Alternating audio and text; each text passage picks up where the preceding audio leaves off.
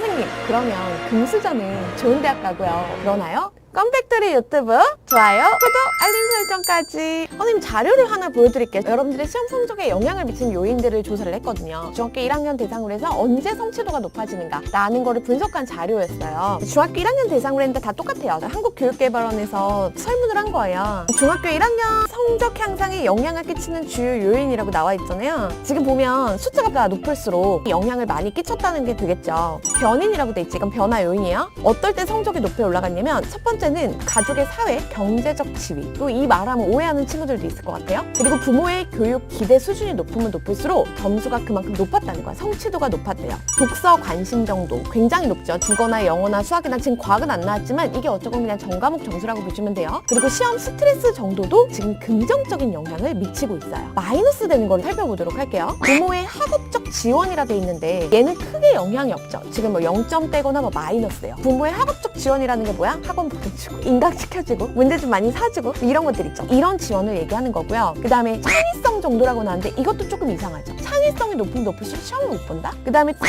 벌 등 외적 동기부여. 외부에서 이번에 시험 100점 받으면 엄마가 핸드폰 바꿔줄게. 이런 것들 있지. 그런 것들도 오히려 마이너스가 됐어요. 그리고 교우관계도 마이너스가 되었지만 이 교우관계는 중요한 거야 얘들아. 교우관계가 안 중요해. 교우관계가 뭐 성적에 악영향을 미쳐 이런 게 아니라 요거는 여러분들이 조절을 하셔야죠. 놀 때는 화끈하게 놀아주고 시험 기간에 영향을 주거나 이래서는 안 되겠죠. 공부 시간이 또 마이너스야. 공부 시간이 많으면 많을수록 시험을 잘 볼 것인가? 아니라는 거죠. 그래서 반전인 게 많아. 공부 시간이 많으면 많을수록 점수 높을 거라 생각했고 창의성이 좋으면 높을 거라고 생각했고 근데 왜 이런 결과가 나왔을까요? 가장 높은 거는 수업 이해 정도예요. 분명히 창의성이라든가 학부모가 학업적으로 지원해주는 거 이런 거는 긍정적 영향을 미쳐야 되는 거 아니에요? 왜 이런 일이 일어났을까요? 이게 바로 우리나라 입시제도의 격차 때문이에요. 일단 아직까지 입시제도는 바뀌지 않았고 여러분들은 오지선다 또는 객관식 시험을 보거나 서술형을 보거나 논술 시험을 봐요. 지금 살아가고 있는 대한민국 세계는 아직까지도 입시가 지배하고 있기 때문에 여기에 맞춰서 살아갈 수밖에 없는 거야. 그게 조금은 안타까워요. 누구나 편안하게 살아가기 위해서 입시를 잘 치르는 게 좋겠죠. 고등학교를 잘 가는 게 좋겠죠. 또 한 가지 가족의 사회 경제적 지위를 많이 오해할 것 같은데 선생님 그러면 금수저는 좋은 대학 가고요. 그러나요? 라고 생각할 수 있는데 네 어느 정도 있죠. 어느 정도 부모님의 경제적인 재력이 된다라고 하면 내가 대학을 못 갔어 올해 재수를 하면 돼요. 또 하면 돼요. 인강이란 시스템이 있기 때문에 예전보다는 덜하지만 재수를 하는데 비용이 어마무시하게 들어갑니다. 그런 영향을 또 안 받을 수가 없고 지를 너무도 잘 아는 사교육을 받을 가능성도 있겠죠. 그것 때문에 지금 높다는 뜻이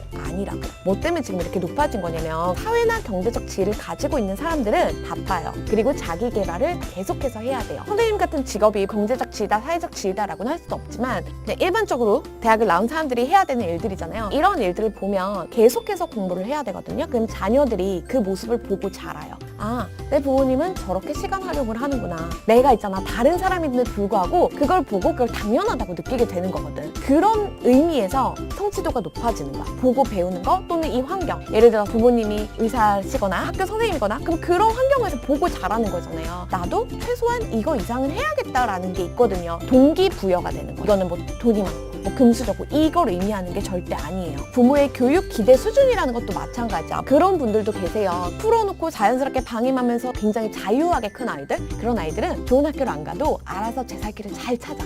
근데 우리 대부분은 그렇게 살지 못한다는 거지. 대부분은 부모님이 이렇게 했으면 좋겠는데 이런 것들 있죠. 자식들한테도 영향을 미쳐요. 내 딸이 이 정도는 해줄 수 있지 않을까라면 엄마의 기대에 부응하기 위해서 하는 것들도 있다는 거지. 그러나 상벌은 크게 의미가 없다는 거는 좀 알았으면 좋겠어요. 지금 공부를 하는 거는 점수도 있어요. 그리고 두 번째는 어릴 때 공부를 잘 했던 친구들이 나중에 무조건 잘 된다는 아니지만 커서도 자신감이 있어요. 그 자신감으로 많은 일들을 해내게 될 거예요. 두 번째는 노력하는 방법을 배워야 돼요. 톡방 같은 데 들어가면 아 선생님 저 공부해야 되는데 저 운동해야 되는데 귀찮아요 내일 할래 뭐 이런 얘기들 많이 하거든요. 여기 습관이 안 돼 있는 거잖아. 원래 항상 하던 사람들은 그런 얘기를 아예 안 하거든요. 근데 고민이 진짜 많은 친구들 보면 머릿속 계획이 있는데 실천이 안 되던 친구들이란 말이야. 그 노력하는 방법을 중고등학교 때 만들어 놓지 않으면 바꾸기가 힘들어요. 바꿀 순 있지. 너무 힘들다는 거야. 지금 여러분들의 1, 2년이 나중에 50 수십 년을 버는 걸 수도 있다고요. 그리고 여기서 제일 높았던 건 수업 이해 정도야. 이해가 얼마나 중요한지를 여러분들이 아셔야 돼요. 고등학교 가서도 선배들이 선생님 기분 좋으라고